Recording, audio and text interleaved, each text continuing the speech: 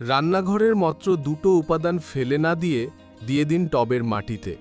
এই সম্পূর্ণ ঘরোয়া উপাদান অপরাজিতা গাছে প্রয়োগ করে বাগানের প্রত্যেকটা অপরাজিতা গাছে ফুটবে থোকায় থোকায় ফুল। বন্ধুরা, আজকের আমার ভিডিওর বিষয়বস্তু হল অপরাজিতা গাছের আগস্ট মাসের পরিচর্যা।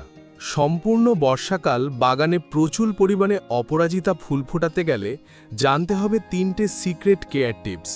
কারণ সবসময় গাছে খাবার প্রয়োগ করলেই যে প্রচুর পরিমাণে ফুল ফোটে তা কিন্তু নয়। যে গাছে এতদিন পর্যন্ত কোনো রকম কোনো ফুল ফুটছিল না, সেই গাছেও কিন্তু আপনারা প্রচুর পরিমাণে ফুলের দেখা পাবেন। এই কেয়ার টিপসগুলো আপনারা ফলো করতে পারেন, তাহলেও আপনাদের বাগানে কিন্তু সম্পূর্ণ বর্ষাকাল প্রচুর পরিমাণে ফুল আসবে। তো আজকের এই ভিডিওটা সম্পূর্ণ দেখার অনুরোধ রইল। একটু স্কিপ করবেন না বন্ধুরা, স্কিপ করলে অনেক কিছুই কিন্তু মিস করে ফেলবেন। নমস্কার, আমি সুমিত। আমার বাগানে আপনাদের সবাইকে জানাই স্বাগত। বন্ধুরা, অপরাজিতা গাছ আমাদের বাগানের বর্ষাকালীন ও গ্রীষ্মকালীন অন্যতম প্রধান ফুলের গাছ। তাই গ্রীষ্মকালে যেমন ফুল ফোটে, ঠিক তেমনি কিন্তু বর্ষাকালেও প্রচুর পরিমাণে ফুল পাওয়া যায়। যেহেতু আমরা এই গাছ টবে করছি, তাই পর্যাপ্ত পরিমাণ খাবার আমাদেরকে দিতে হবে। তাছাড়া এই গাছকে কিন্তু আমাদের ফুল সানলাইটের মধ্যে রাখতে হবে। বৃষ্টির জল এবং রোদ্দুর দুটোই কিন্তু এই গাছের প্রয়োজন। দুটো পেলে তবেই কিন্তু গাছে প্রচুর পরিমাণে গ্রোথ হবে এবং কুঁড়ি আসবে। বন্ধুরা, এবার বলবো সিক্রেট কেয়ার টিপসের কথা। বাগানের অপরাজিতা গাছে একবার ফুল ফুটে যাওয়ার পর গাছের মধ্যে যে ফুলগুলো শুকিয়ে যায় বা পচে যায়, আপনারা যদি মনে করেন যে এই ফুলগুলো নিজে থেকে ঝরে যাবে, তারপর অটোমেটিক আবার কুঁড়ি আসবে, তা কিন্তু নয়। গাছে যখন ফুলগুলো শুকিয়ে যায় বা পচে যায়, ফুলগুলো যখন গাছের মধ্যে থেকে যায়, সেই ফুলগুলো আমাদের হাতের সাহায্যে তুলে ফেলে দিতে হবে। বিশেষ করে অপরাজিতা গাছে ফুল শুকিয়ে গেলে কিন্তু দ্রুত বীজ বা শুঁটি তৈরি হতে শুরু করে, যা গাছের সব শক্তি শুষে নেয়। তাই ফুলগুলো আমাদের তুলে ফেলে দিতে হবে। যদি গাছের মধ্যে রেখে দেন, দীর্ঘদিন পর্যন্ত গাছের মধ্যে যদি থেকে যায়, তাহলে কিন্তু গাছের গ্রোথ কম হয়। অপরাজিতা গাছে সবসময় নতুন শাখায় ফুল আসে। যতদিন পর্যন্ত গাছে নতুন শাখা না আসবে, ততদিন কিন্তু গাছে কুঁড়িও আসবে না আর ফুলও ফুটবে না। তাই সবসময় শুকিয়ে যাওয়া ফুলগুলোকে আমাদের তুলে ফেলে দিতে হবে। এবং এর সাথে সাথে ফুল শুকিয়ে যাওয়ার পর গাছের মধ্যে যে বীজগুলো থাকবে, সেগুলোকেও তুলে ফেলে দিতে হবে। এবং তার সাথে সাথে গাছের পিঞ্চিং করতে হবে। পিঞ্চিং বা সফট প্রুনিং করার পর 3 থেকে 4 দিনের মধ্যেই আপনারা লক্ষ্য করতে পারবেন সাইড থেকে কিন্তু 2টো অথবা 3টে ব্রাঞ্চ আসছে। আর সেই 3 ব্রাঞ্চের মধ্যেই কিন্তু প্রচুর পরিমাণে কুঁড়ি আসছে। তাই যত গাছকে ছাঁটবেন, তত কিন্তু গাছে কুঁড়ি আসবে এবং গাছও প্রচুর পরিমাণে ঝাঁকড়া হয়ে উঠবে। ফুল ফুটে যাওয়ার পর যদি এই হালকা কাটাই ছাঁটাই আপনারা ঠিক সময় মতো না করতে পারেন, তাহলে গাছের গ্রোথ কিন্তু অনেকটাই বন্ধ হয়ে যায়। বন্ধুরা, আপনারা অনেকেই বলেন যে অপরাজিতা এবং থোকা অপরাজিতা গাছের পরিচর্যা কি একই? হ্যাঁ, একেবারেই একই। বন্ধুরা, আমাদের বাগানের অপরাজিতা গাছে ফুল কেন আসে না? অনেক সময় আমাদের টবের মাটি ক্ষারীয় হয়ে যায়, আর অপরাজিতা গাছ অ্যাসিডিক সয়েল ভালোবাসে। অতিরিক্ত ক্ষারীয় মাটিতে গাছের যেমন ভালো গ্রোথ হয় না, ঠিক তেমনি কিন্তু গাছে কুঁড়ি আসে না। নার্সারি থেকে কিনে এনে প্রতিস্থাপন করার পর সেই গাছের গ্রোথ একই রকম থেকে যায়। গাছের কোনো রকম বৃদ্ধি তো হয় না, তার সাথে সাথে গাছে কোনো কুঁড়িও আসে না। তাই আমাদের টবের মাটিকে সবসময় অ্যাসিডিক রাখতে হবে।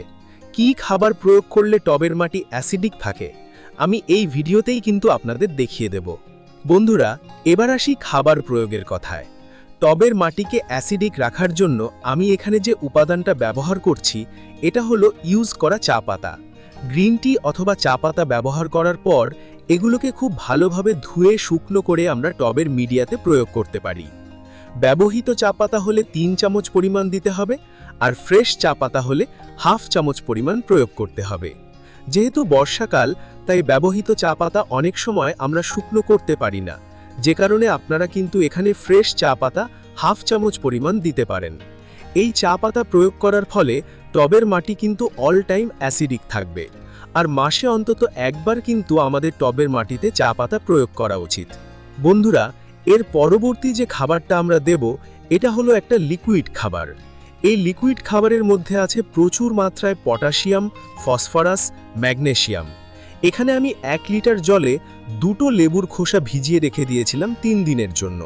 তো এখানে আমি মৌসুম্বি লেবুর খোসা ভিজিয়েছি। আপনারা এখানে যে কোনো লেবুর খোসা কিন্তু ভেজাতে পারেন। আর যদি ছোট সাইজের লেবু হয়, যেমন পাতি লেবু, সেক্ষেত্রে আপনারা 4টে লেবুর খোসা ভেজাবেন।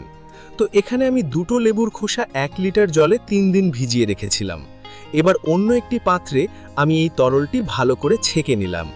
না ছাকলে কিন্তু বন্ধুরা টবের মাটিতে ফাঙ্গাসের আক্রমণ হতে পারে, তাই অবশ্যই এটিকে ছেঁকে নেবেন। এরপর এর সাথে সমপরিমাণ জল অর্থাৎ আরও 1 লিটার পরিমাণ জল আমি মিশিয়ে নিলাম, যাতে এটি একদমই পাতলা হয়ে যায়। যত পাতলা করে আপনি এটি গাছে প্রয়োগ করবেন, গাছ কিন্তু তত তাড়াতাড়ি এটি নিতে পারবে এবং গাছের ভালো কাজ দেবে। একটা 8 ইঞ্চি টবে দিয়ে দিচ্ছি অনুষ্ঠান বাড়িতে ব্যবহৃত 250 ml মাপের গ্লাসের 1 গ্লাস লিকুইড তরল। একটা 10 ইঞ্চি টবে দিতে হবে অন্তত 500 ml লিকুইড তরল। আর যেগুলো বড় সাইজের টব, সেখানে কিন্তু সম্পূর্ণ 1 লিটার লিকুইড তরল প্রয়োগ করতে হবে, তবেই কিন্তু কাজ হবে। যেহেতু জৈব খাবার, সেহেতু আমাদেরকে কিন্তু পরিমাণ বুঝে প্রয়োগ করতে হবে। গাছের বয়স এবং সাইজ অনুযায়ী গাছে খাবার প্রয়োগ করতে হবে। যদি গাছের বয়স 1 মাস বা 2 মাস হয়, সেক্ষেত্রে খাবারের পরিমাণ কম দিতে হবে। যদি গাছের বয়স অনেক বেশি হয়, টবে সাইজ বড় হয়, সেক্ষেত্রে খাবারের পরিমাণটা কিন্তু আমাদেরকে একটু বেশি দিতে হবে, তবেই কিন্তু কাজ হবে। জৈব খাবার সামান্য কম বেশি হয়ে গেলেও কোনো রকম কোনো সমস্যা হয় না, কিন্তু রাসায়নিক খাবার একটু বেশি হয়ে গেলে গাছের অনেক ক্ষতি হয়ে যায়। চা পাতা এবং লেবুর খোসা ভেজানো জল, এই দুটো উপাদানই কিন্তু টবের মাটিকে অ্যাসিডিক করতে খুবই সাহায্য করে, আর গাছ ভরে প্রচুর পরিমাণে কিন্তু ফুল আনতেও সাহায্য করে।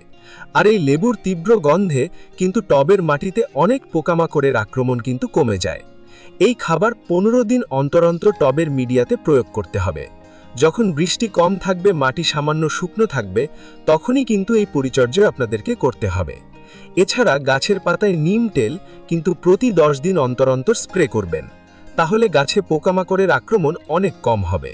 বন্ধুরা, এই ছিল আমার অপরাজিতা গাছের আজকের আগস্ট মাসের পরিচর্যার ভিডিওটা যদি আপনাদের এতটুকু উপকারে আসে, তবে ঝটপট একটা লাইক দিয়ে দিন, আর কমেন্টে জানান আপনাদের অপরাজিতা গাছে এখন ফুল আসছে কিনা। বাগান করার জন্য প্রয়োজনীয় বিভিন্ন ধরনের সার, ওষুধ, টব এবং অন্যান্য গার্ডেনিং সামগ্রীর অনলাইন লিংক আমি এই ভিডিওর ডেসক্রিপশন বক্সে দিয়ে রেখেছি। আপনাদের যেটা প্রয়োজন চাইলে সেখান থেকে দেখে কিনে নিতে পারেন। বাগানপ্রেমী বন্ধুদের সাথে ভিডিওটা শেয়ার করুন, আর চ্যানেলটা সাবস্ক্রাইব করে পাশের বেল আইকনটি প্রেস করুন, যাতে সবার আগে আপনার কাছে আমার ভিডিওগুলি পৌঁছে যায়। আজ তবে আসি, দেখা হচ্ছে ঠিক পরের ভিডিওতে। সবাই খুব ভালো থাকুন, সুস্থ থাকুন এবং এভাবে গাছ করতে থাকুন। ধন্যবাদ।